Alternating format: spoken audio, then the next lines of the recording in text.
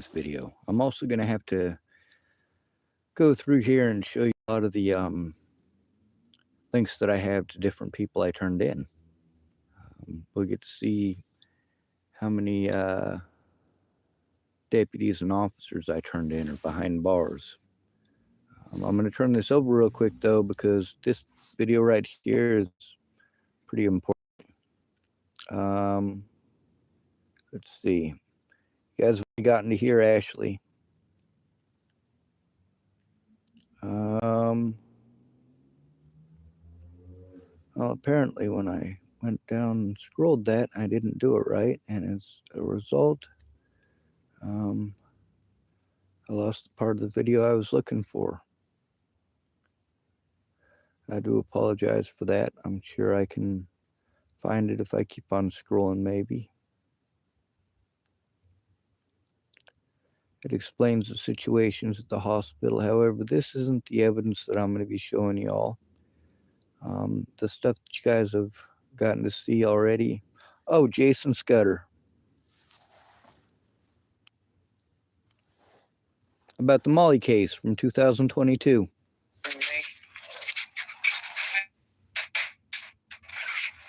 down to the Seventh-day Adventist to get some dinner. Okay. I got a question for you. What? Did the cops ever get a hold of you about that Molly stuff? No. Jesus. On the bright side, at least you know I record. At least you're honest with me. Yeah. I'm still pissed off at that situation. I'm still taking repercussions. Cops are trying. I ended up seeing Zachary Dose and deciding that that was not the safest place for me to be. Definitely not somewhere I wanted to be. Anyway, I'm going to get some dinner and I'm going to talk about some evidence. I was able to find some of the stuff from Nebraska. And the funny thing about that evidence, something that you might have noticed, is that although my case was dismissed, all the way back in August, I wasn't released until after my birthday. I spent my birthday in jail in Scottsbluff, Nebraska. Which means that Megan Missigatis' assessment, which was done in the jail in Scottsbluff, on those same 3 charges. Yeah, imagine that. So I was illegally held for 2 months after the charges were dropped against me. That doesn't make any sense. Sorry, at least 2 months.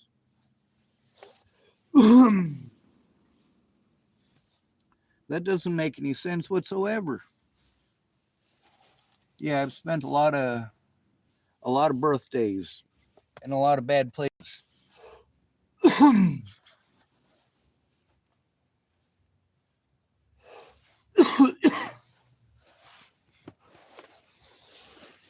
One of those is from Megan Missigatis. Megan Missigatis was the autism advocate in Nebraska. If you read the letter, it took her 9 months to write a fucking letter. And she didn't make the effort until after I had had false charges pressed against me. Those 3 dismissals, very specifically, one of them is from Scott DaCosta, the sheriff of Chappell, Nebraska, a consolation prize for trying to turn him in. One of those is from Robert Franklin Mornick, a man who's a 25-year resident of the sex offender registry in Nebraska. He is now apparently off of the sex offender registry only because the sheriff committed some felonies for him, but we'll get into that later. I want you to take a look at it, Judge Randon Rowland and Sergeant Jones. That's right. That would be Nebraska State Patrol, Troop E, Sergeant Jones, who is now Nebraska State Patrol, Troop B, and she is a lieutenant. And I was supposed to talk to her. I had somebody who was supposedly going to help me that, well, this is what sucks. You get to see in many of these videos today, drug addict after drug addict after drug addict. Had to stay with a lot of drug addicts. And when you say, oh, you chose that, no, I didn't. Most of these people, if they'd have told me that they were on drugs, I would have done things a lot differently. Shannon Alvarado, if I'd have known what a horrible alcoholic she was. And, you know, there's a difference between being an alcoholic and being horrible. Although I really should have just called her a drunk, because alcoholics go to meetings. So let's get down to the nitty-gritty of the pieces of evidence that were just posted up and how they pertain to here in Tillamook, Oregon. Well, for starters, unlike here in Tillamook, Oregon, Chappell, Nebraska, and them crooked folks was able to actually put me in prison on misdemeanors that they had to drop the charges on. That's right, those are all misdemeanors. Because I tried to turn in Leslie Snell, Scott DaCosta, Robert Franklin Warnick, and a feller named, hold on, let me get his name right, William Barr. Yeah, you might recognize him from my stories. Some of you who hate me and have been following me since my, well, first days of being on YouTube, you've gotten to hear some of these stories. You know some of these people, or at least their voices from listening to it. There's a lot of people. Now, the Megan Messigatis stuff, if you notice, it says that she has been working with me for 9 months. Well, at that time anyway. I had to try to get my disability money back. Of course, Jen Beebe wasn't doing her job. Nicole Peralta was not doing her job. It was a shit show. And then, of course, each one of these mental health places wants to tell me that I can't go to another mental health place, or they can't work with me as a mental health place. I'm like, you know what? I'm doing what I'm told. I'm told to get at least 3 opinions. Why is it that they held me for 2 months after the charges were already dropped? Well, that's because they were trying to get a doctor to, because like I said, Scott DaCosta ran around Chappell, Nebraska telling people I was schizophrenic. Same thing that cops in Colorado do. The problem is they didn't have a diagnosis of schizophrenia, which would mean a whole shit ton of felonies and an investigation and all of their evidence being taken a look at. It also would have resulted in Scottsbluff County and their crap getting taken a look at. So,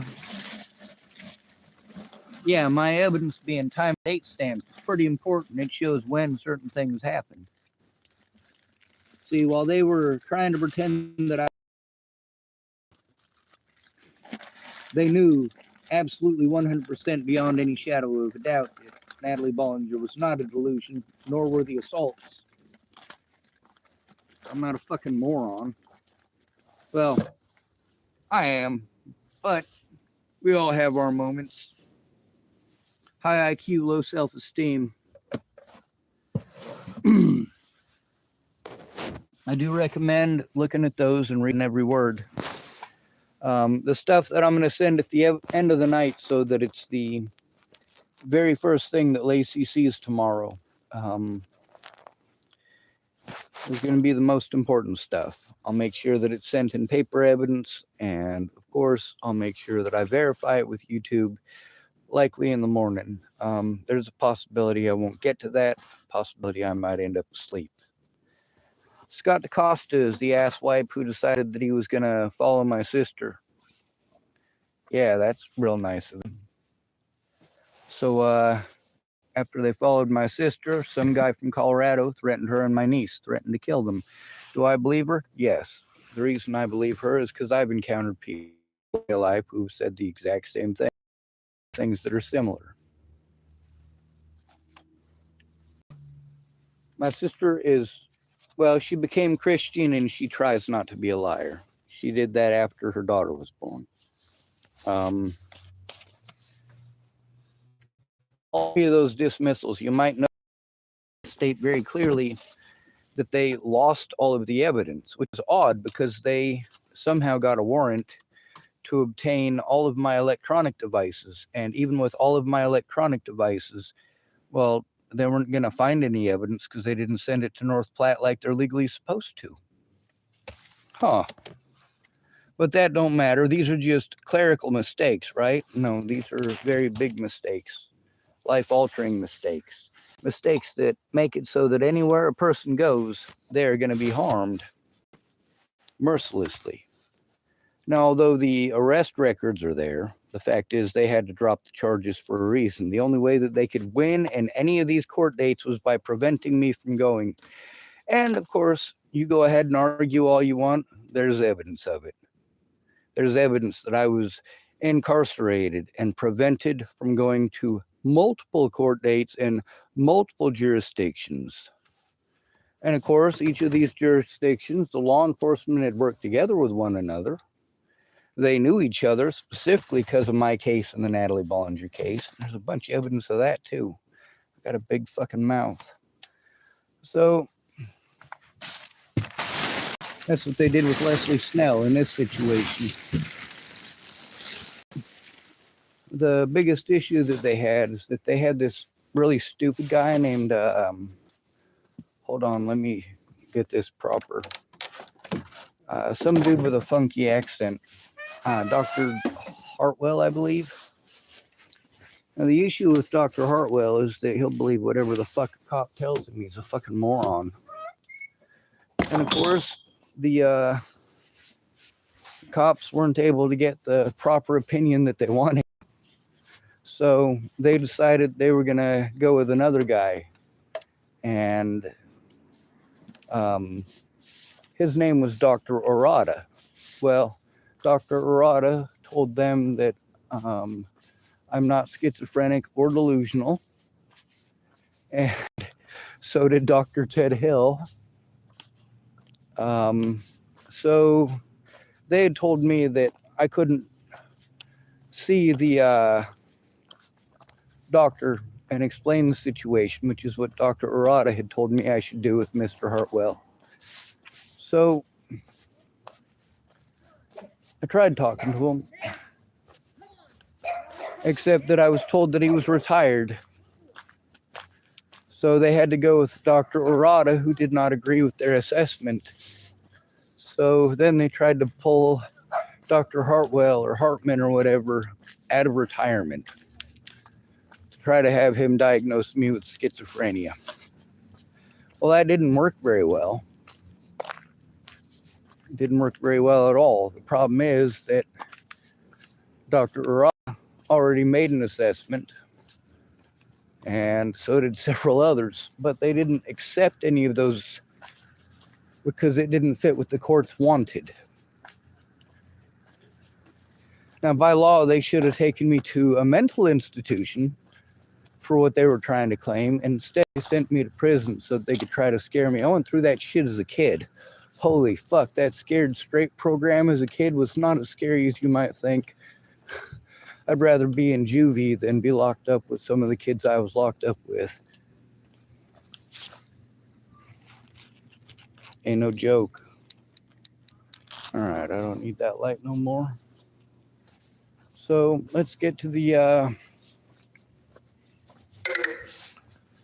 my battery's dying. So the three main names to remember there are Judge Randon Rowland, autism advocate from Nebraska Autism Society, Megan Messigatis, and she lived in Lincoln, Nebraska. And then the third important person to remember that is Marcia Estrada, who visited me on my birthday in 2021. They weren't going to let me go until they found a doctor dumb enough to give them what they wanted, except it doesn't work when it's committed feloniously or when there's no evidence of it. And that's where Dr. Orada and, of course, Dr. James Pekanu, Dr. Leslie Carter. God, what was that lady's name at the Longmont Hospital? Jesus. Of course, there's also Dr. Morgan Beckman. Those last three were state forensics evaluators. We're not talking about like the little guys. We're talking about the people who know what the fuck they're talking about. There's also a state forensics evaluator named Ashley Astoop, who is dumb as a fucking stump, and I think she was probably passed around as a party favor the night before. She was unprepared for what she was doing, and holy shit, her entire report is fucking fiction. But still, fiction or not, it was still a report in my favor, stating very clearly that I am neither schizophrenic nor delusional. God bless America, right? What is it the TFCC is trying to keep out of their paperwork? Everything that doesn't fit their delusion. This ain't my first goddamn rodeo. Now, when I get done with this, I'm going to go have myself something to eat. I'm going to smoke me some backies. I'm going to have myself something to drink of the non-alcoholic sort. And then I'm going to go through and I'm going to post you guys some articles about the KKK following in Chappell, Nebraska, and all of the KKK memorabilia that was found in the attic of the county prosecutor's office. By the way, his name is Joel J. Also, that stuff did not come from Joel J. That stuff came from not the previous one. That was before Joel J. was the county prosecutor. It was Douglas Pollock, who actually lived in Colorado and was our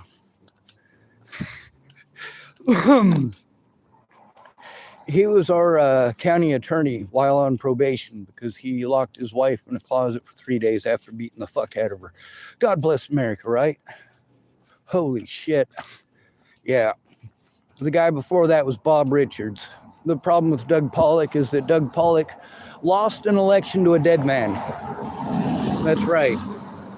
So Bob Richards and Douglas Pollock both ran for the same position as the county prosecutor.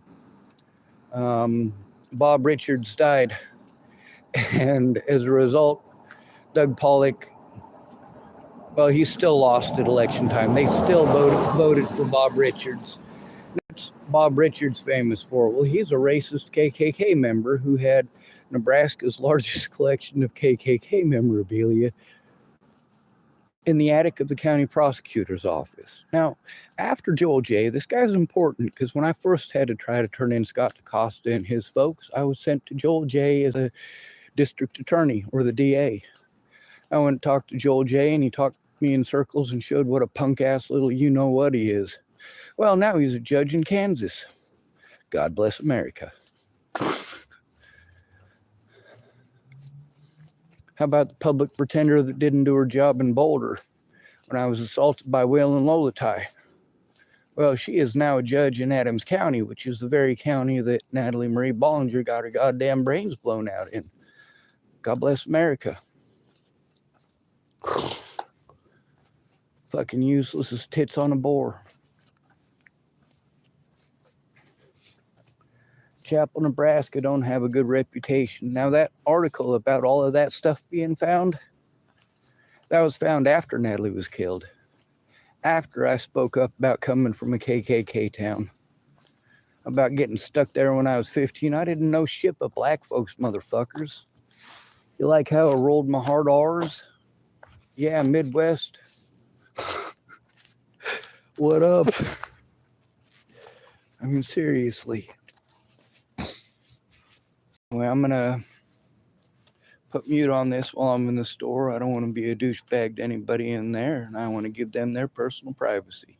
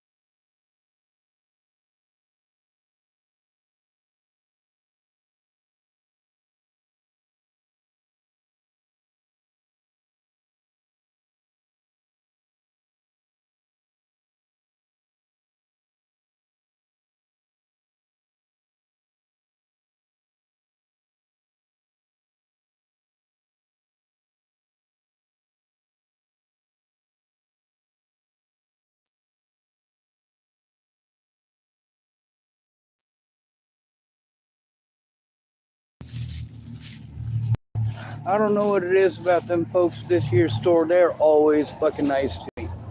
Always. So, one night, the main guy who works here, we had a bunch of folks outside trying to start fights with him.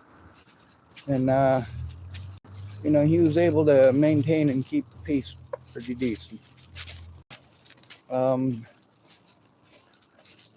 It got pretty hairy there for a little bit, but when you're running a business like that, you gotta look out,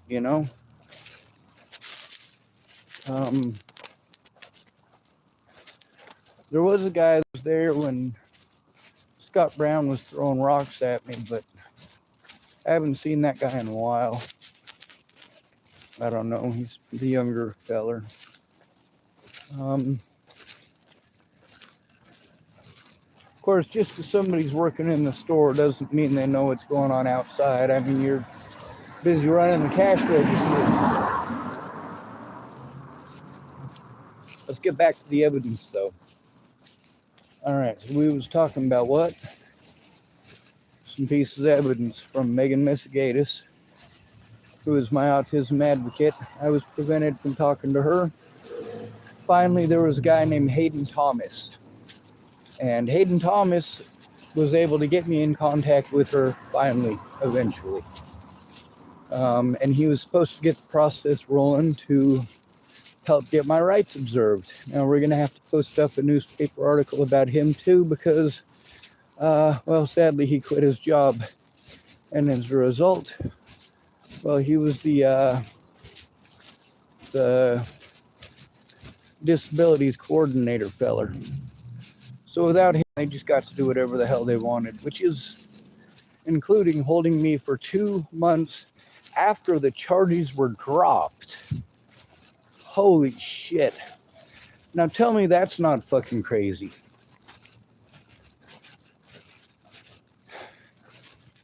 Were they really that hard up to try to hide the things that they did before and after Natalie's death? This is a pretty fucked up situation.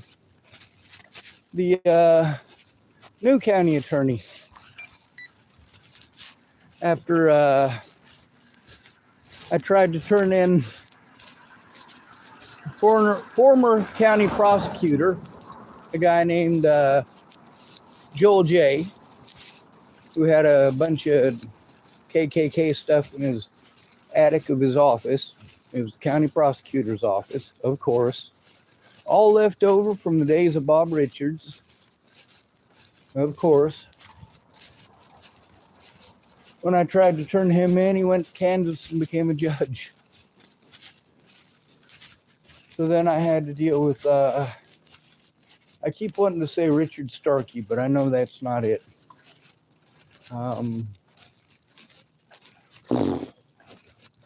Fuck, I should remember it. His name's all over my paperwork too.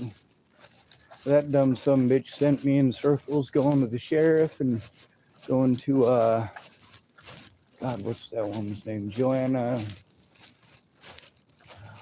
Fuck. Wasn't Joanna. See, lots of names, lots of people involved, and it's difficult to remember all of them. Plus, I'm forced to move from one place to another. Here in Tillamook, I've been here since 2022, sort of. I left once to go to, James Murphy had come back to town. So I got a ride for a lady out to Astoria. And so I drove her all the way out there. And then when we were in Astoria, she gave me some money to get back home. Well, unfortunately, I slept on a phone that was already really fucking broken. So it was on its last leg and it wasn't functioning. I still have that phone and it's still got a lot of evidence in it. I got that phone repaired. And then came back here to Tillamook because I had to deal with the same bullshit in Astoria. I had to deal with the same bullshit everywhere.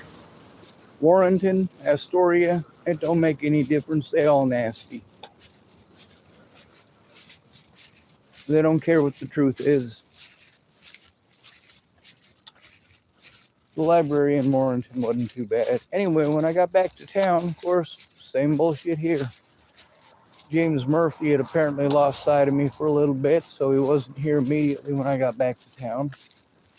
That phone was later broken again by Andrew Wolnez. It didn't start off with Andrew Wolnez breaking it. It started off with a lot of different people who thought that I killed Natalie Bollinger because they got drunk one night and passed out halfway through watching their favorite web sleuth show. And then I end up with nasty cockbeaters being put on me, which just ain't fucking appropriate. I don't know if you watch them things. So, the stuff with Megan Mitigated shows that we've been trying to turn it in for a while. Like, a really long while. Those messages I showed to people threatening to dismember my niece and send me pictures of their cock in her open gutted rib cage. Like, yeah, that was recent. But it's not the first one. It's not the last one. I've had to deal with that shit out of people like, well, for example, Tim Beeson.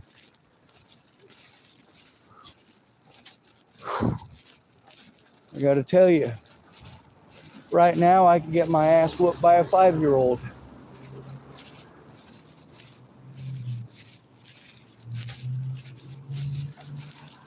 Years ago, I'd have beat him piss limber on accident.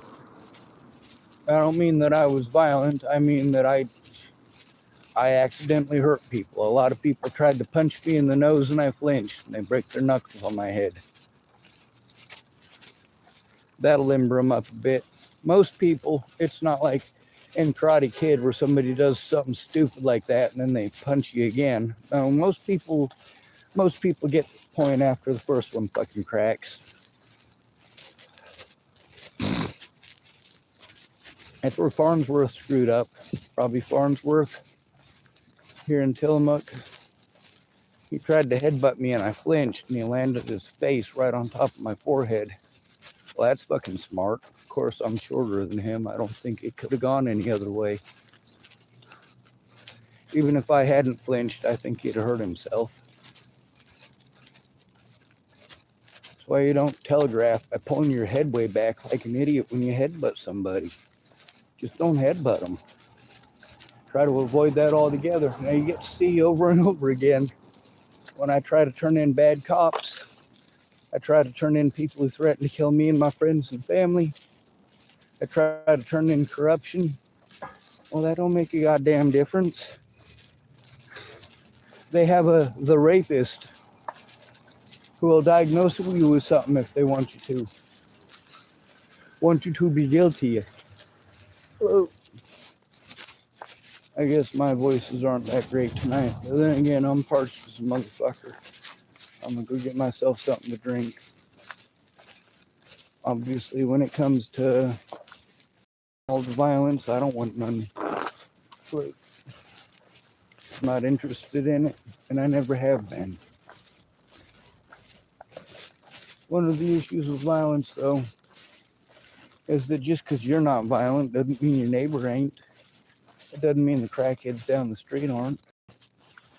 It doesn't mean that the dude who can't take no for an answer won't decide, oh, well, you know, if I target that guy, maybe she'll like me more. Man, people got some fucked up motivations. Or if you're in court, motives. Same bullshit, though.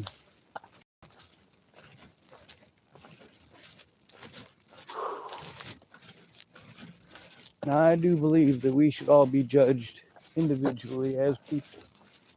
That's not what we get, though. I get a lot of stuff pushed onto me because I'm white, that I must be a slave owner and I owe people money.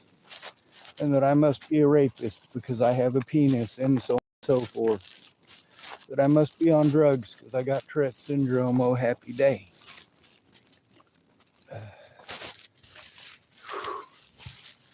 Anyway. Oh, it's that Ford Focus with the side kicked in. Yep, I can't read their license plate. some of them racist youngins from the Tillamook Sporting Goods parking lot. Fuck it, I ain't got time for them. And of course, they ain't out here fucking with me, so whatever. Is that a Ford Focus? Ah, fuck it, it don't matter.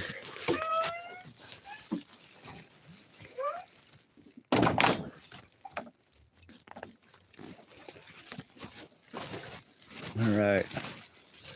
So I'm back here at the shithole. It's actually kind of nice. Comfy. Warm. And of course, I have a bed that is made up of 3 boxes full of legal papers. God bless America. Let's see, some folks said hi. I'm new and said hi. Good to see y'all. Welcome to my channel. Megan Missigatis, in what she wrote down, she does type about the abuse a little bit. What she leaves out of there is the fact that that argument had been going on for 9 months. For 9 months, I had to tell Megan Missigatis, hey, that's not what the cops are telling me. And for 9 months, I had to tell the cops, hey, that's not what Megan Missigatis is telling me. So there is recording over and over and over and over of the same goddamn conversation, because no matter how hard I tried, those motherfuckers wouldn't fucking talk to each other. Like, how about both of you talk to each other and fucking figure it out instead of being asswipes for 9 months? Yep. When I got arrested, I was actually in a hotel room in Sidney, Nebraska, so that I could try to turn in the abuse at a place where Scott DaCosta, Leslie Snell, and, well, their associates wouldn't be able to get their nasty cockbeaters on me, and I'd be able to go through the evidence and turn it in. Unfortunately, that didn't end up happening because Scott DaCosta used his enormous belly and pushed his weight around and got what he wanted. Several of the people that he worked together with to make that shit happen ended up in jail and or prison. There's also the fact that I spoke up about them before those situations happened. Anyway, I got to post up that thing from the Chappell, Nebraska KKK, Omaha World Herald. And that way you guys realize that, yeah, this ain't the first time I've been through this particular rodeo. Just that these fuckers are amateurs.